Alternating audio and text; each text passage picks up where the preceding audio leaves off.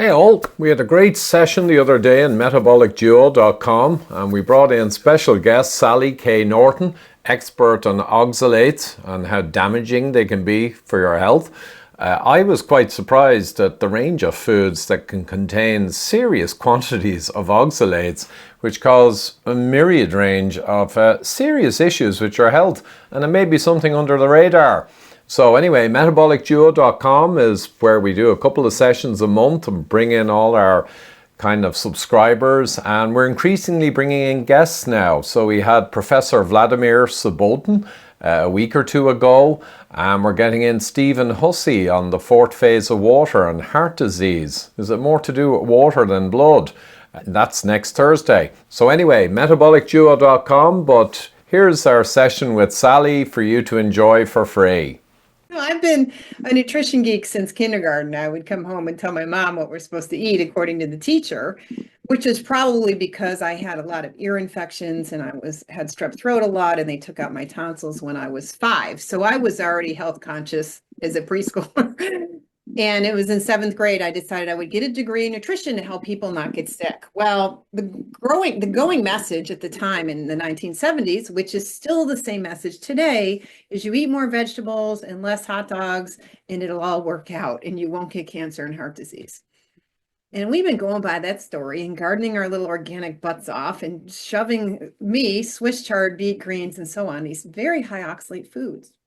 Now in college, I learned, about oxalate causing kidney stones. It's the major ingredient in a kidney stone. It grabs calcium in your body and forms these stones. And some people just can't handle that oxalate very well. Their kidneys, all their ways of protecting themselves, aren't able to cope with the excessive amount, and they end up with it accumulating and binding up into bigger chunks that block your urine and make your life miserable. And so people with kidney problems shouldn't have this toxin in their kidneys. So they're the ones who need a low oxalate diet. End of story. Oh, the other part of the story is that phytates and oxalates interrupt calcium absorption because they grab the calcium in your foods. So don't have your tannins and your phytates and your oxalates with your dinner. Have your tea later. It's like end of story. Well, it turns out in the science, there is a much deeper story. So I ignorantly went along with the pro vegetable thing my whole life and had health problems continuously. At Cornell, I had to drop out for 4-year leave of absence for foot surgery that didn't recover, which 30 years I had foot issues until I went on this low to no oxalate diet, and all of a sudden my feet work again 30 years later, and my sleep problem goes away. My brain had been waking up 29 times an hour. That caused me to quit my faculty position writing research grants in the field of public health. So it took me a long time to even recognize that oxalate is more than a kidney toxin and more than a calcium binder. Those two alone should get more attention than they do. But oxalate is a disruptor of health in general. It's a disruptor of metabolic function. It disrupts connective tissue, digestion, nerve function, on and on. And it's hidden in the medical literature that the oxalate bioaccumulates in your tissues beyond kidney stones. That's a form of bioaccumulation. Kidney stone is really an end stage sign that you have serious oxalate problems, not an initial sign as we treat it now. And because anybody can be forced into kidney stones with enough Swiss chard potentially, but I never got that far. My kidneys seem to be fine, but the rest of me is a disaster. So it took so many years, Mary, in the library, because you have to see who people are citing and their claims in their paper. And it's surprising how few citations actually support the comment in the paper. But that other paper has some interesting references too, and that one has interesting references too, and you start to get a whole picture of a field, of a topic, of the history of the topic, where it's coming from, where it was, and how it starts taking this. There's two processes in sharing information, whether you're a scientist or not. One of them is a lot like the game of telephone, where you start off with one idea, and then by the time it's been passed through to a dozen people, it's a different concept altogether, and you've missed the initial intent. Or you've got this placeholder concept like telomeres or antioxidants or whatever. And this is the thing. This is, oh, this antioxidant stress. We just got to squelch it all and then we'll stop aging, and we're off to the races and we're selling products and changing culture and convincing everybody that this initial concept is really the way it works and is the way it works. And that there is one way that it works, which real biology is really complicated because there's all these workarounds. When you mess up one metabolic pathway, there's a workaround and there's other ways to get there. That's why you can tolerate changing conditions of exercise, sleep, weather, whatever. Your body adjusts to conditions and hopefully goes back to ideal moments so it can get a rest and be ideal and repair tissue and carry on and reproduce. So there's a lot of complexities in biology that don't suit tenure ambitions or selling supplements or the casual person who just wants to know what to eat. So it did take a long time to figure out. Yeah, and Go ahead. what occurs to me, Sally, is at the risk of being somewhat conspiracy theorish, like I've seen since my work on cholesterol and the lipoproteins in 2013, there's an enormous amount of kind of quasi self-censorship, where if something is the understood narrative, people back off. So if they do a study on LDL and they find out, oh, it doesn't really correlate at all in this huge study with heart disease, they kind of find a way to say that it kind of does. And I'm wondering, with oxalates, you haven't I can tell you why, though, because as a research, I helped other faculty write their research proposals. And when you're writing specific games and 25 pages of methods and all that, you have to kiss the butt of the guy who's reviewing your paper. And the guy who's reviewing your paper could be a big guy with a theory that we're all like fawning and petting him and he's wonderful. And you cannot counter him. He's not going to give you even though we push for innovation in theory, what happens is if you don't toe the line, you don't get funding to begin with. Yeah. And then if you don't toe the line, you don't get tenure or you don't get favor from your chair. Yeah. And if you're going up against a big industry, like, the pharmaceutical with statins, then you're in mega trouble. But in this case, there's no big oxalate as such or big Swiss chard. But there is, but there is a massive, massive industry and narrative and bias towards plant-based. And anything that questions plants, you're going to get into trouble. Is that one of the reasons people hold back? Because if you found the slightest frisson of a negative thing with meat, even associative, you publish, you'll get funded. Everyone loves it. Yes. So is there? Kill meat. Let's kill meat. Yeah. It's comical at this stage. The anti-meat agenda across the world is just a high farce. But on the oxalates, is that part of the resistance that we don't want to start talking about toxic plants? It sounds over the top. And anyway, we're pushing plant-based diets. Is that part of it? Yeah, I think I can think of three major arenas of why this isn't working. One is the consumer mindset and the cultural mindset is this pro-plant stuff. And so that anything that takes us away from that ideal Disney-fied version of reality, and that the Garden of Eden was all about just plucking apples and thriving. It's a deep culture of overly worshiping plants, even though Noah didn't bring any plants. Like he just saved the animals. Because plants can do it on their own. They've got all these ways of being toxic enough to survive all kinds of difficulty. So then there's, in science, we've been just taking oxalate as a molecule for granted because they've used it since like the beginning of just figuring out what atoms form a molecule. They've used it from the beginning of chemistry.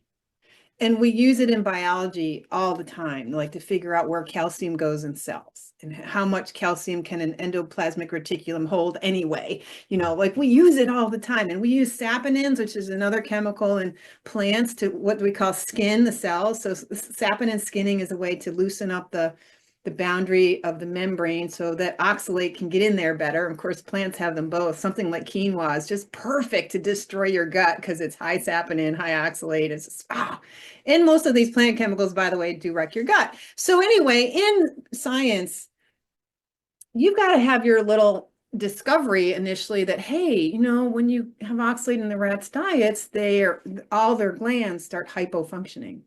And that sits there and 5 people cite it. Or one interesting good example of this in research is this guy who became the man who set up the whole health system in England. What is this? Harry Cohen or Harry Cohen? Rings a bell. Rings a bell, right? So he was knighted by the Queen, and he Yeah. was really into administration. But before that, he was a real prophet. I mean, at 24, he wrote a paper. He and his colleagues were healing carpal tunnel with the low oxalate diet. Oh. And that paper, he was in a hurry. He's a young, ambitious guy. It was written in his in-house journal, which is inside his medical school. So only 6 people have cited it, and then me. It's like, no one's noticed that, because if you don't go into Cell or Nature nowadays, you're not, you know, like there's the whole snobbery in what institution you're in and who's your mentor and all this stuff. And there's a lot of not cooperating in science, like, oh, we don't tell anybody what we're doing until after we've published, which is, you know, you've been working on it for 15 years because it takes 5 years to get something in print. I'll have to ask there, was, again, without, you don't have to go into the detail, but was it pretty compelling as a paper, or was it exploratory and suggestive? I mean, was it like kind of very strong in terms of proof, or just suggest further work? Well, back in the day, you were allowed to print as many pages as you want, you know, and so some of the older studies are very detailed. And I can't remember the number of cases that they're reporting on, but they were basically suggesting this is a clinical tool that we as clinicians, it was a very doctor-focused approach. There was a follow-up study with a Ford Motor Company looking at their repetitive stress injury and so on. And there's, like you said, there's ways of botching your data and misrepresenting it. So it was kind of under, you know, you can throw stuff under the bus real fast. And oxalate is this Rodney Dangerfield chemistry that gets no respect and is sitting there like the ultimate evil character in a murder mystery, getting away with murder, and nobody dares point a finger at good old oxalates. Yeah. And you know, another case in point is a good friend of mine, William Davis, wheat-bellied Bill Davis. Yeah. And like, he got on the news and everything for around 6 months with wheat belly when it was a big success and everyone was doing the wheat belly diet and losing weight. And then they turned on him. Industry got its act together and he was vilified everywhere because obviously it's a big industry. But I remember him going through, and my wife transformed her life and she didn't even know about oxalates. She got rid of wheat from her diet and it changed her life. She even had, like, you know, panic attacks, and she had all kinds of these symptoms. Got rid of wheat and gluten, boom. But he had wheat germ agrogluten, gliadin, gluten itself, amylopectin A, but I think that's just the super starch. But he's just saying wheat is just full of bad stuff. It's ridiculous. So I'm just thinking, oxalates, I don't even know which foods, but you mentioned quinoa, and you mentioned the Swiss chard, but I wonder if it'd be worth just zoning us all in on the set of foods. And the secondary thing I'm thinking is, I bet you they ain't super duper ancestral human foods like meat, fish, eggs, or I'm guessing they're not in the kind of tubers that humans ate a lot over the millennia. I'm guessing. Right. Yes, that's right. Because the two worst tubers, really, there's only the two, is certain kinds of white potatoes, the Idaho potato that has been developed for the big Baker potato. And of course, potatoes are a very human invention in Peru. They just have hundreds and hundreds of varieties of potatoes. That's all human work to produce them. And sweet potatoes. Sweet potatoes are surprisingly toxic, which shocked me, because I was relying on sweet potato as a safe starch when I realized I was sensitive to wheat and all the legumes, and I was a vegan at the time. So I needed some starch because vegans live on carbs. So sweet potato became my bread and my side dish. And I could eat it 2 or 3 times a day because you bake it in the oven and it gets all this caramelization, and you throw a lot of butter and salt on it, and it's pretty much dessert. Not a good idea to eat something like sweet potato with that regularity and that frequency, because it's really bad. So the tubers, those are the ones. And the greens is just 3 plus sorrel, which in the States, nobody eats sorrel. It's like a chefy garnish, but in certain parts of Europe and Brazil, I think they use sorrel a lot. I've But it's heard just of it. Swiss chard, beet greens, and spinach. But beet greens and Swiss chard are basically the same plant. Ah, Swiss chard is called silver beet because it's the original Swiss chard is a white stem plant with no beet on the end of it. But it's the same. So it's really beets, beet greens, spinach. It's not a big list. All the other greens are low in oxalate. wow. So I always thought, Sally, again, out of ignorance, I knew there was a problem with oxalates, and I thought they were rife throughout the plant world in loads of plants. But I never checked. Well, So there's a little bit all over nature. It's just real uneven, kind of like breasts. Some women got big ones, some of us got none. Like it's all over the place. Like Gabor, we have a different. topic now that you can get engaged in. I'm joking. So, it's going to be different. There is in the fruits like kiwi, bad news, really bad news, Kiwi. and blackberry. Yeah, kiwi and blackberry and Oh. figs. Kiwi, blackberry, figs. Star fruit will kill you. Star It's so fruit. bad. Star fruit is got a double punch because it has another neurotoxin to help it really get you. We got the chard and the beet greens, which is kind of like chard, quinoa, and then sweet potato in the tubers. And there was one more tuber, the white potato, the human white one. potato, especially Yeah. the baking one. But Yeah, then and we've now- got in the rhubarb family, we've got buckwheat, rhubarb. Rhubarb is a classic oxalate poison. The leaf of the rhubarb is super high in oxalate and has several other alkaloid chemicals that are quite toxic. So you can kill yourself eating rhubarb leaf pretty quickly. And you might, before you die, you'll abort your fetus first and bleed to death. It's really ugly. That's pretty grim stuff, Sally. Pretty So grim. And I grew up on rhubarb. It's a very English thing. English and German. Because rhubarb tart, my mother used to make it and grow rhubarb. Is the actual rhubarb? Oh, it is the stem, of course. It's not the stem that you use. Yeah. It's the petiole. Technically, they call that the petiole, right? Yeah, right. And so there's stems, there's seeds, there's all the nuts are pretty high, especially almonds, cashews, and peanuts. Oh. The bran, anything on the outside that's protecting a seed, that's the bran around the grains is where most of the oxalate is. So that's why white rice is good, but brown rice not so good. And the more bran and darkness you put into your bread and the more seeds and stuff you throw into it, the worse it gets from an oxalate. In other words, the stuff they highly promote, brown bread, seeded bread, healthy seeds. Oh my God. So it's and smoothies. Detox in January with more smoothies and supplements with dehydrated beets and dehydrated greens in them. Yeah. Oh, humans are so naive. But they don't Chocolate is another one, guys. Oh, yeah. But let's say cacao, very bioavailable, very quickly absorbed. So to contextualize it though, I'm guessing there's a spectrum of human resistance to the negative effects. So, and then of course, in terms of death, at least death is like an endpoint for toxicity. There's actually some other gradations of toxicity. It's not just death. I think people forget about that. So the range you can between 5 and 15 grams of oxalate will kill you in the short run. But how much does it take to kill you in the long run, or just kill your life or your vision or your thyroid gland or your metabolism or your bones or your connective tissue or your digestion? Well, who knows? Who cares? Nobody cares to know.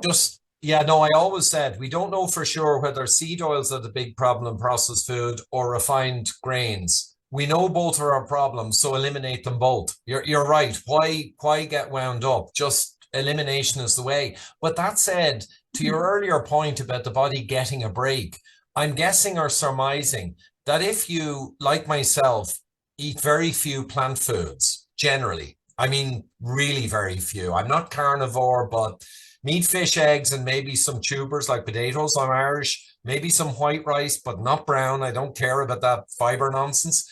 So if I occasionally, the perfect diet. Well, it sounds like it, but if I occasionally did touch on some of those greens, I'm guessing I could probably repair on the fly once the amount was low and sporadic. Yep. Mm-hmm. Yeah. You recover. there's a signaling going on that somebody's reading the oxalate coming in and the levels of oxalate in the bloodstream, whether that's the vascular tissue, the liver, the gut. There's probably lots of sensing because all the cells are smart. And as a group, they like to know what's going on. They like to let each other know what's going on and have like, okay, guys, this is the next thing. So you'll go into the sequestration mode to keep it out of the bloodstream because you cannot keep a calcium chelator in the blood for very long because you end up with hypocalcemia and arrhythmia and heart attacks and strokes and lots of vascular damage. And you disrupt electrolytes generally when, also magnesium is another one. It sits on the magnesium in a blood cell and red blood cell, and now you're blocking the function of enzymes because of the lack of magnesium, but just directly oxalates sit on, I think it's pyruvate carboxylase, the last enzyme in glycolysis, and a red blood cell needs its glycolysis, let me tell you. Yeah, for sure. It needs those little 2 ATPs that it's not getting.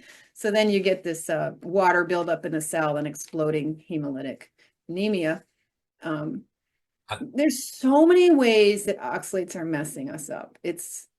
We could spend an hour just listing them off. Well, you know what, Sally, I'm conscious of your time, and I think at 50 minutes past the hour, you got a hard stop. So I don't want to hog this. So I would go on all day. As people know, I'm Irish and I have the gift of the gab. Well, you're right about the diet. You can have these oxalate foods here and there, preferably not more than 100 or 200 milligrams at a meal. But a spinach salad is going to be 300 to 500 milligrams, and a smoothie is going to be 1,000. Yeah, and spinach, I can never understand spinach because people only eat it because they perceive it as healthy and Popeye and shit. Honest to God, a human who had access to real food would never eat spinach. It just drives me crazy. You know what I'm going to do? I just don't want to leave all the just guys. so you know, just to finish on that spinach and Popeye business, we knew in the 1930s when you feed children spinach, it causes demineralization of the bones and delayed growth and all kinds of calcium deficiency disorders, which is very dangerous in growth in children. We've known it a long time. And the medical people deliberately decided to ignore it so we could just say generally greens are good right at the get-go of seeing this. Yeah. And over again, we keep every 2 decades, there's more papers about how spinach is ruining your calcium and how dangerous that is for long-term longevity, thriving, and growth in childhood. Still getting ignored. So there's no reason to ignore it, yet we do. Yeah. No, it's yet again, like a billion other things we've seen, it's narratives. And often they're backed by huge profit taking. Often they're backed by just ideologies. But narratives, our world is in an absolute mess. And you're just adding to it here with this oxalate ignoring. And same with sun. So we know that a lack of sun is failure to thrive in humans. It's not just rickets. That's extreme. So they tell us to stay out of the sun as much as possible and slather on these compounds. And it's absolutely absurd. But listen, I would go on, but I just want to let some of the guys maybe ask a question, or Gabor, just so we can get some interaction before Sally has to go and everyone's angry at me. So does anyone want to pop up there with any thoughts? They might be shy, Sally. You're a big figure, you see. We already have a couple of questions in the chat. Oh, good. Okay, so I always have to look for the bloody chat. It's a pain to find it and get it to come up. I see it there. It's there. Sally really enjoys studying the literature. That's Mary, yeah, just a comment, absolutely. Does magnesium citrate help lower oxalate or reduce absorption if taken concurrently? I don't know. Yeah, so the belief is that magnesium and calcium even more so reduces your absorption of oxalate somewhere between 10 and 50%. And it depends on how much fiber and other mixes in the meal, and also the degree of leaky gut. Because if those tight junctions are having a trouble because those proteins are struggling, it's a paracellular primarily. The oxalic acid ion, not the calcium oxalate crystals, are what move from the digestive system into the bloodstream between the cells through these tight junctions, which look like Velcro. They work like Velcro, little hooks from each cell, hooks tight and a good Velcro, but then the looser it is, the more stuff can get in. Excellent. And it might be a rapid fire round, especially if lots of people ask questions. We always try and get through them. Dr. Davis' book, this is also from Claudia. Dr. Davis's book, Supergut, recommends lactobacillus gassara yogurt for oxalates. Has Sally found this? And I interviewed him a few times on his yogurts for, gut health and skin and everything else, but we didn't talk about oxalates. So might that help with the problem? Well, the lactobacillus bacteria do have some ability to degrade oxalic acid and oxalate. There's some obligate anaerobes that should be hanging out in the gut, but generally aren't. Oxalobacter formigenes being the famous one. That one is a very classic example of how you need a huge network of bacteria for it to stay there and to function, because conditions are always changing in the gut. And so the relative population, it's this huge ecosystem. So we haven't been able to have any probiotic work for oxalates yet. There's some people working on this environmental one that's got a whole bunch of things, but we don't have any way to do that. And this is the rub. The majority of your oxalate is being absorbed from the stomach and the upper small intestine. The upper small intestine and the stomach are relatively low in bacteria. That is not where you're getting the degradation of oxalate. You're getting it in the colon, where the bloodstream is now excreting it back out, hopefully through hepatic circulation. So some of the stuff you absorb already goes to the colon. Maybe, nobody's proven that, but you've already got it in your bloodstream by the time you're excreting it into the colon again to get it out of your body. Okay. Does that make sense? Absolutely. Is that clear? I think it's a real disservice to keep saying bacteria are saving the day. Really wrong. You're already harming your teeth. The oxalic acid and the crystals of oxalate that you eat literally cause microdental wear and cause damage to the mouth and the throat and the stomach. And so, yeah, there's bacteria in your mouth, but they're not saving you from that. Yeah, no, and I'd agree. I mean, Gabor's a big gut guy, and I have a lot of respect for the complexity of the gut and the importance of the microbiome. But I've always felt that put in the right foods and the microbiome will tend to look after itself and be very constructive, rather than the microbiome. Well, the other thing is your body, the cells of your intestinal tract is the farmer farming the microbiome. It's putting out mucuses and various things and trying to make the ideal environment, an anaerobic environment in the colon, for example. But if it can't be healthy, if those cells aren't healthy, they can't maintain an anaerobic environment in the colon. So you can do nothing if you haven't made the cells work. And if you're using oxalic acid and you're dying, those cells are not able to generate the energy they need to do the work they need to maintain those tissues. Oxalate is such an inhibitor of cellular enzymes. It's depressing energy production in cells and screwing up your glucose metabolism and so on, and making it hard for your mucous membranes to do what it needs to do to make your microbiome work for you. Yeah. So in other words, vegan and plant-based diets are probably spanseling you in a massive way. And yet it's all we hear about. Here, I get to Mary. Oh, Mary was muted. I just did an auto mute of everyone, but by all means, hop back in. But I'll rapidly read your question just to get through all of them. Points I made earlier follow. We're all a little poisoned with oxalates. You've been bioaccumulating oxalates ever since your first peanut butter sandwich or chocolate. Chocolate. The body is making an effort to pretend nothing's wrong. 85% of people who are at least 50-year-old have oxalates in the thyroid, which is interesting, cumulative. And they're direct quotes from you, Sally. So great recap from Mary. Apart from simply avoiding ingestion, which I guess is the big thing, what, if any, mitigation works? Cooking methods, food combinations, time of day, or any of that stuff from Steve? Well, we haven't put in a lot of brains on the mitigation piece. This would be a thorough investigation of all foods, which would be very costly. But it's interesting because if you boil spinach for 10 minutes, you can reduce it by 30%. So you take a serving that would otherwise have 800 or 1,000 milligrams and bring it down to 700 or 500.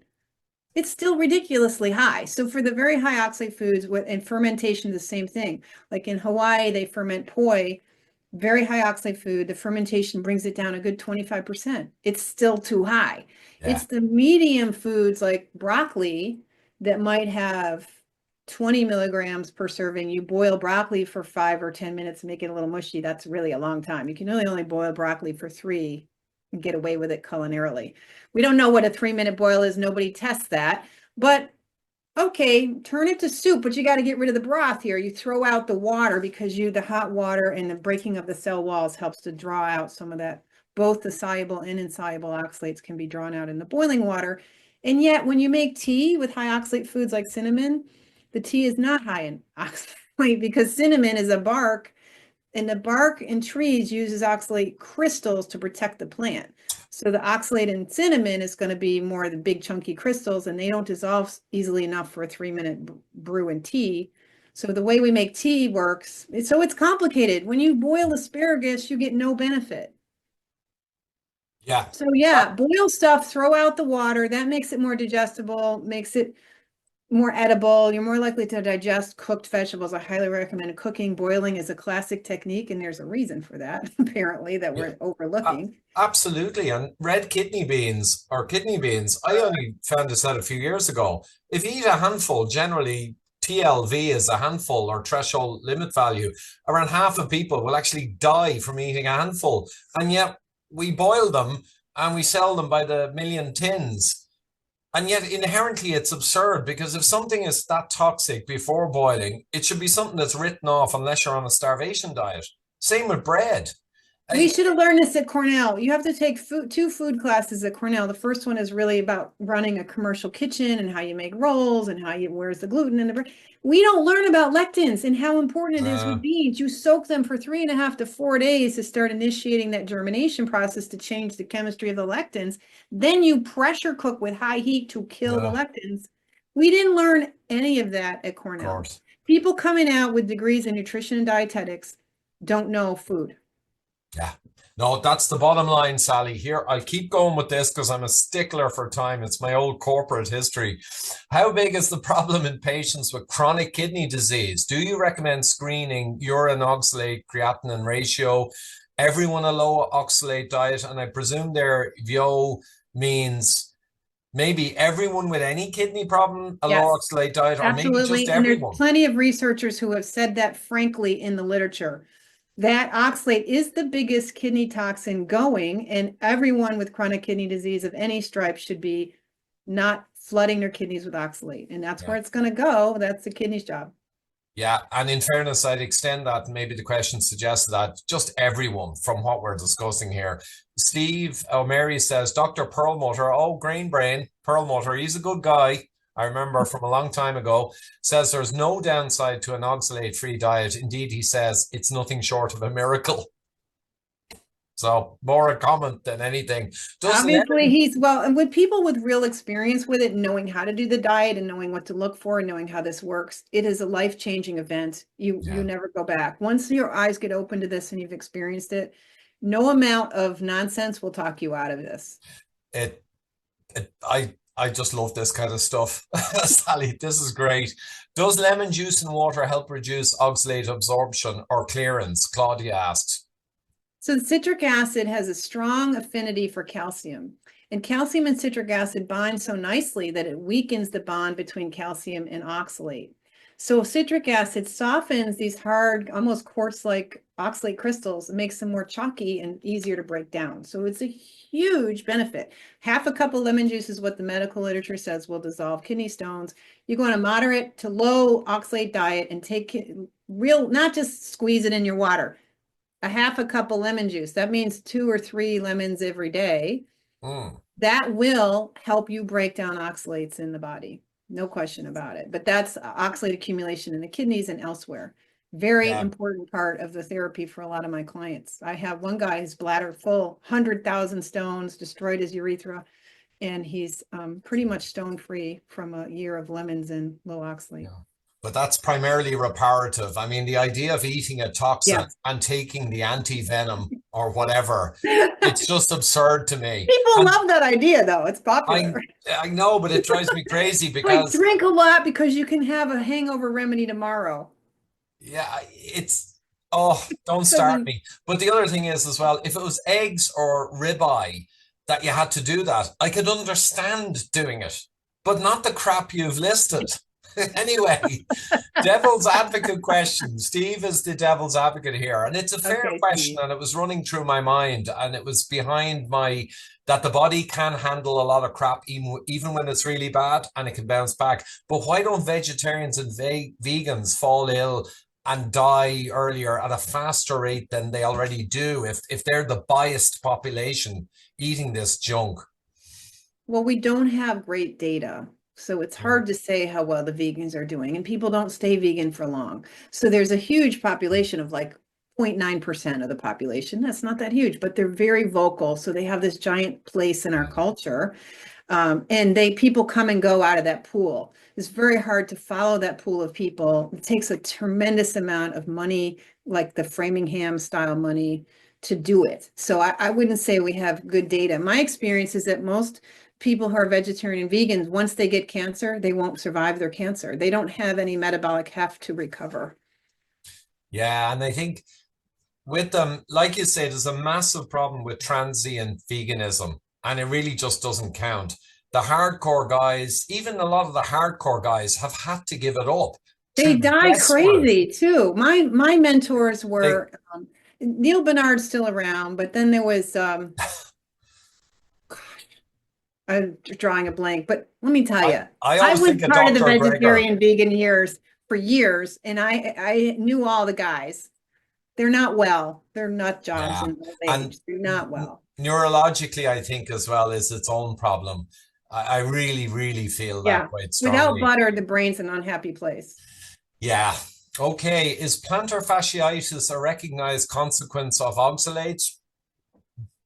Seems to be in our community. There's not like researchers who say, yeah, get rid of your oxalates fix, but a lot of people are out hiking and happy now thanks to this diet.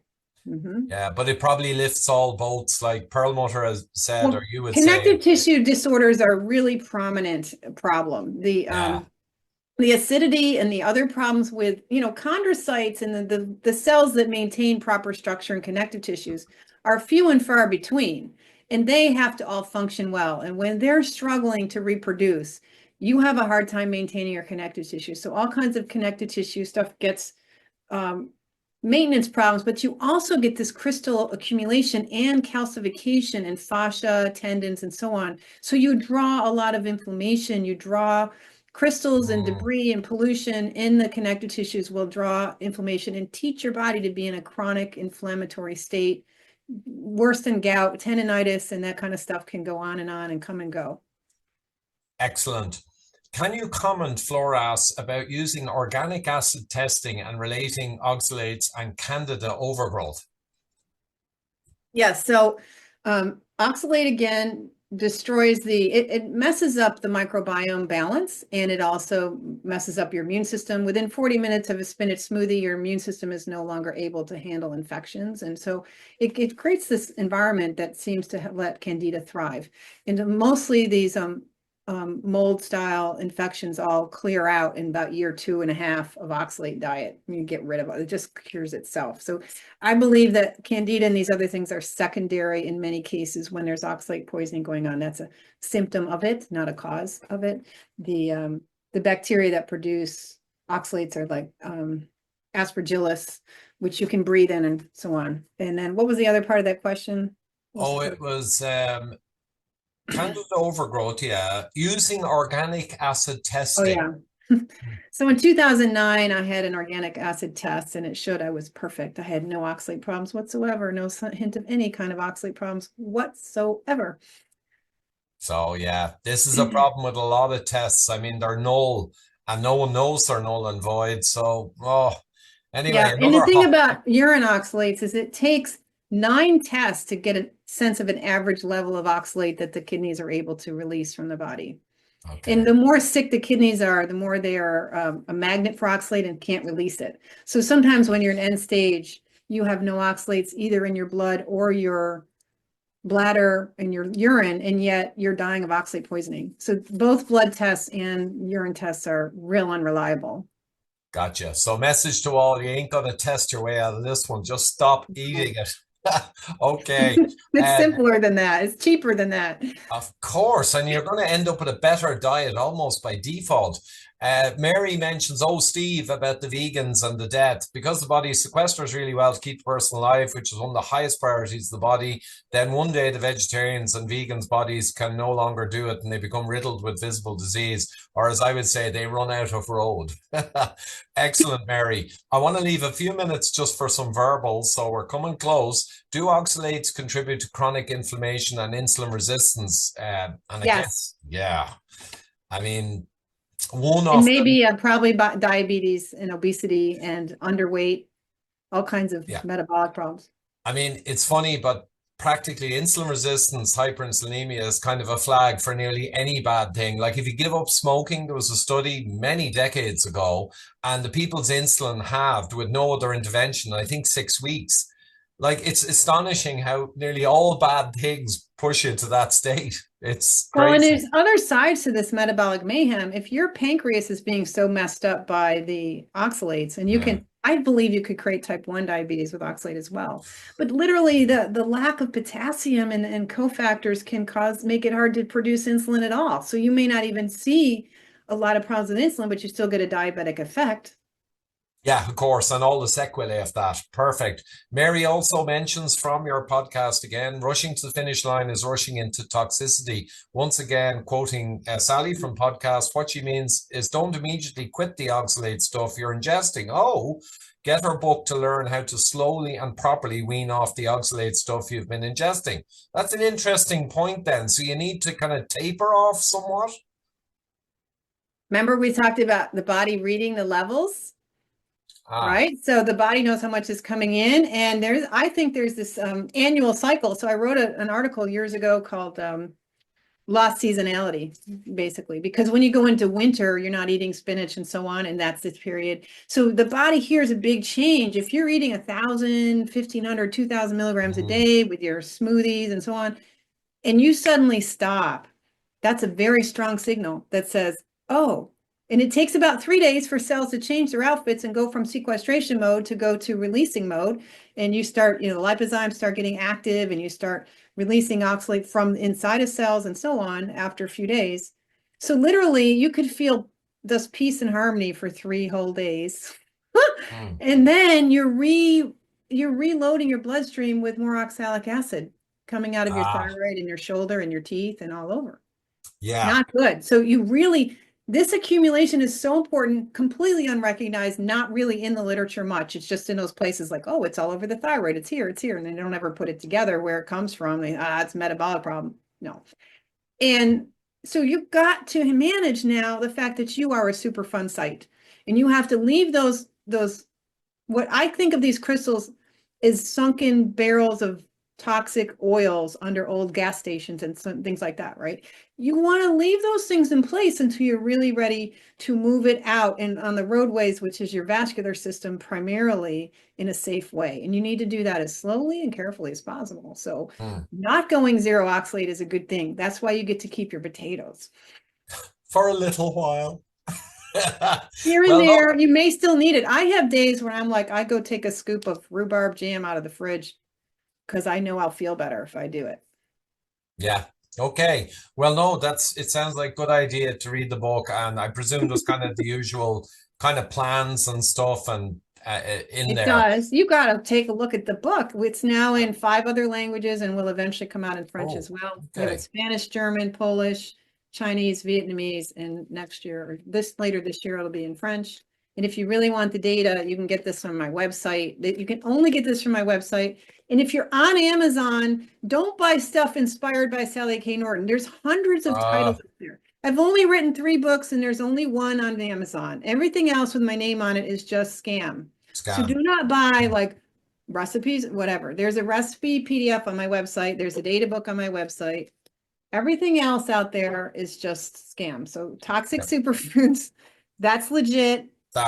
Looks like that in English. Just to warn people to save their money on the profiteers. The scamsters. Yeah, our book Eat Rich, Live Long had a bunch of scamsters selling knockoffs. It's very annoying. It's hard to stop. Really quick now, lots of carnivores comment they have unusual plaque on their teeth and think it's oxalates. Is this true? I presume from the past. for carnivore? The saliva glands concentrate oxalate from the bloodstream. So when you're releasing oxalate from your frozen shoulder and your foot and your thyroid gland, your blood levels go up. And so you go up and down, and you can have all kinds of problems with that, little hypocalcemia and so on. But one of the things that happens is you'll get more tartar because your saliva glands are putting out more oxalate. So your mouth really takes a hit in many ways. So if you, in the mornings, you should be checking the back of your incisors down here and see how bad was it last night or yesterday, because if your blood levels are really high, often it'll show up as extra tartar on the teeth. Yeah, and I have seen that the back of the lower teeth is the place the hygienist does all the work. And a lot of that is oxalate related. So scrape it off routinely so you can keep watching your blood levels in this kind of loose way. You get a sense. Maybe you didn't sleep well last night and you were a grump yesterday and you wanted to kick the dog, probably because your oxalate levels were up and your poor brain was inflamed. Yeah, so affect your mood as well. Very much so. Depression, anxiety, panic, despair. I'm getting this book for my family, I'll tell you that. Now, they're great, actually. Don't get me wrong, anyone who's listening. But I'm doing new courses on resilience and mental strength and psychology. And I'm just very focused on that. So everything that helps with mental health, I'm there. A good few people giving out about Amazon and Bezos, but I presume, like ourselves, your book is on other platforms too. Just remember the everywhere, because Random House is everywhere. So that's the nice thing, that we got a Random House contract for this book, so you can get it all over the place. Oh, they're big, actually. We went to Victory Belt. Yeah, the Random House are big. Excellent. They're the biggest, actually. Yeah, they're enormous. I remember Stephen King books 40 years ago, I think, were Random House. I don't know how I remember that, but anyway, I'm not eating too many oxalates if I can remember that. So I'll give a brief opportunity if people would like to come on verbally or unmute, but then we got to bring it to a close, guys. Yeah, I've got 2 minutes, unfortunately. 2 minutes. Yeah. And if not, that's fine. eBay, 0.05. £9 sterling and 5 cents on Fleabag. So yeah, sometimes you'll see a book on Fleabag or eBay. Okay, I'm going to call it, guys, and let Sally go. I want to respect her time. This has been fantastic. If there's no one calling 1, 2, 3. Hey, thanks so much, Sally. Happy New Year. Yeah, hopefully I'll get to see you guys again. Thank you very much. Absolutely, this has been great. Neighbor, let's have a powwow about biochemistry, because this stuff is crazy. Absolutely, and Gabor can prepare. I'm up to my neck now in psychology next month, but Gabor is still deep into the other.